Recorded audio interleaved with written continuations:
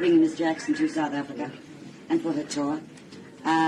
We have Miss Jackson for a little while. Ask whatever you like. Don't be rude to our guests, please. I'm sure it will all be perfect. Thank you for coming.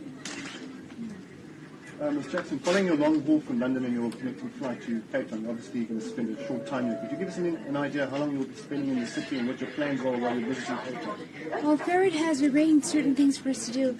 One of the most important things that we'd like to go on is a safari, actually. I think that's very interesting and very important. And, of course, I'd like to visit the city, to see the different sides of the city of Cape Town. You hear so much about it in America, but you really want to see the reality, what really goes on and exists here, and that's what I'm looking forward to seeing. We can't hear you there. From the Associated Press.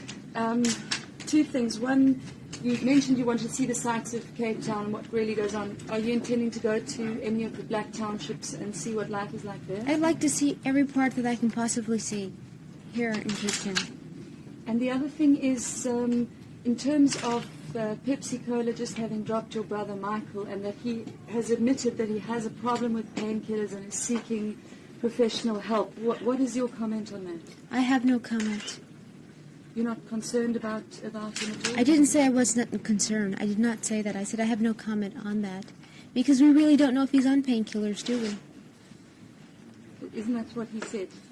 But we read these from the tabloids. When last did you see him? Before this incident happened. So it's been a while before all of this happened.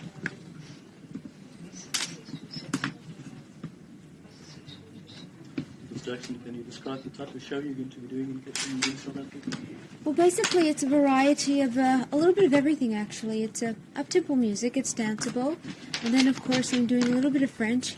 We're going back to do a little bit of nostalgia, and I think that's very important, to give a variation of things, a variety, so everybody can understand and like the music, so you don't appeal to just one audience, but to everyone, practically, because I don't know what the audience will be. I don't know the age. So we have mixed quite a few things together, and hopefully that you guys will like it.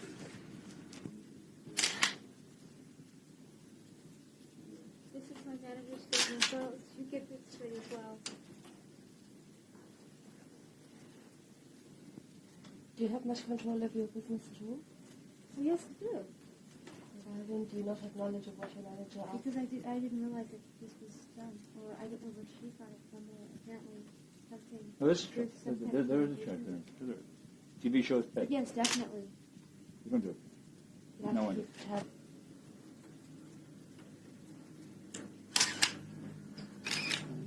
Can you comment on your book, Growing Up in the Jackson Family, that family had something from publishing, obviously a fair amount of music? When you decided to bring it out into the open? Oh gosh,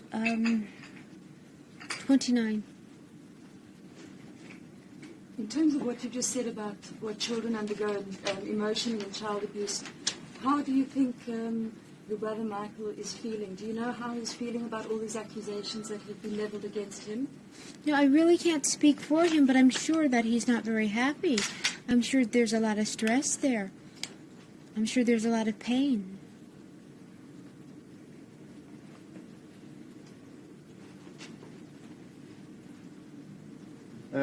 Besides wanting to go on a safari, do you have any other committed engagements while you're in South Africa? Besides the children planning to go on safari? You're going to Lost City. Sorry? You're going to Lost City, Johannesburg. Any idea when?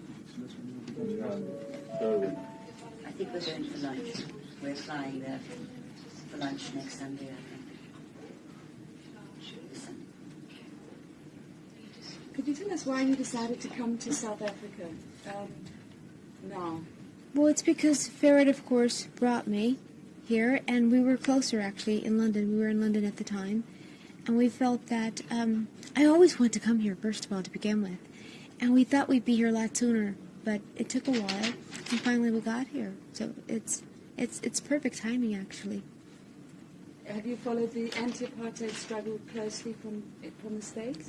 Yes, because we hear a lot about that in the States. And politics is something that we don't like to discuss in our interviews.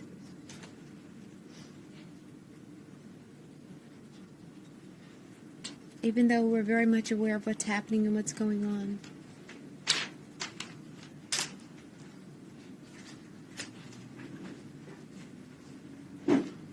plan to meet any high-profile political or community leaders in South Africa during your visit? Well, I have no idea. I don't know what he has planned. Meaning the promoter Farad. I have no idea. What was the question? High-profile figures. Do I plan to meet any?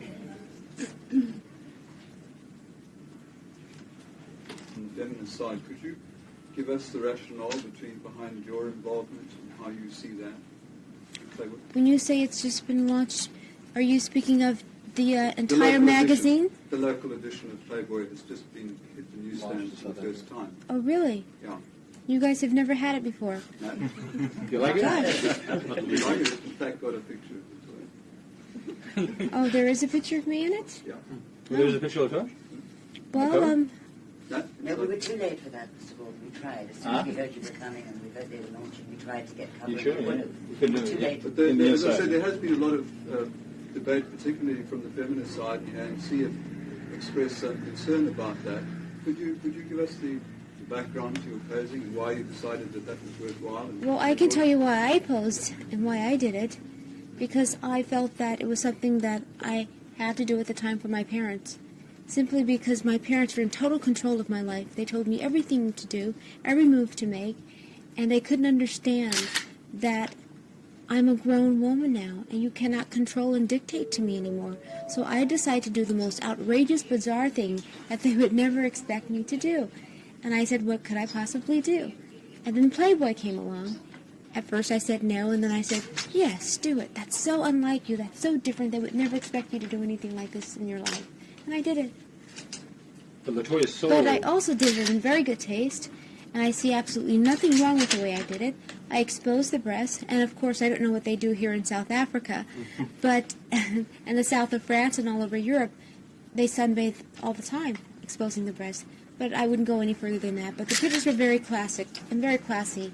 And I think they were very artsy at the same time. It wasn't anything. She sold 7 million copies in 30 days.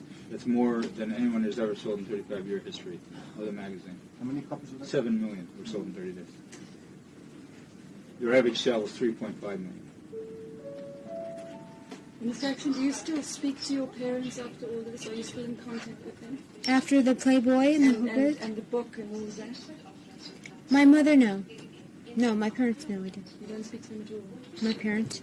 Do you have any... We should probably say that my parents don't speak to me. Let's put it that way. Do you have any hope that one day there will be a reconciliation with your parents? I think that the only way that could possibly happen if they would stop condoning child abuse and they will come to me and apologize for all the things that have happened. Because I think if they stop condoning child abuse, I think that it would make more children even come out even more and speak very openly about it, because it's a shame that these poor kids are being abused like this and no one's doing anything about it. It's a very sad position to be put in, and it leaves a scar on you for life, and you can never get rid of those scars because the memory is always there. And that's what's so sad about it, when they can't speak out so openly about it, or just say, I don't know why we did it, but it happened, or say something. Then we can get together, yes. Are you thinking about connecting up with any of the child abuse organizations in South Africa, or donating some money or doing a benefit while you're here? That's a very good idea. That's very interesting. I'm working with that project in America, but I didn't even think of that when I came here. But that's an interesting thought that you put in my head now that I'm here. Because I don't know about the centers. I don't know if there's many kids that are being abused here in South Africa or anything like that. I have no knowledge of that. It's in the last couple of years, people have been exposing I have child no, abuse. they have? I had no knowledge of that.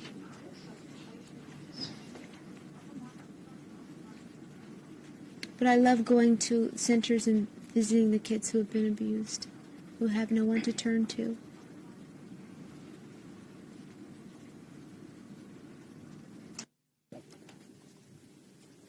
That's why Latoya's sack is called. That wouldn't have any relevance to the local market. Unless they bring it over. The step-up might. Step-up video probably will.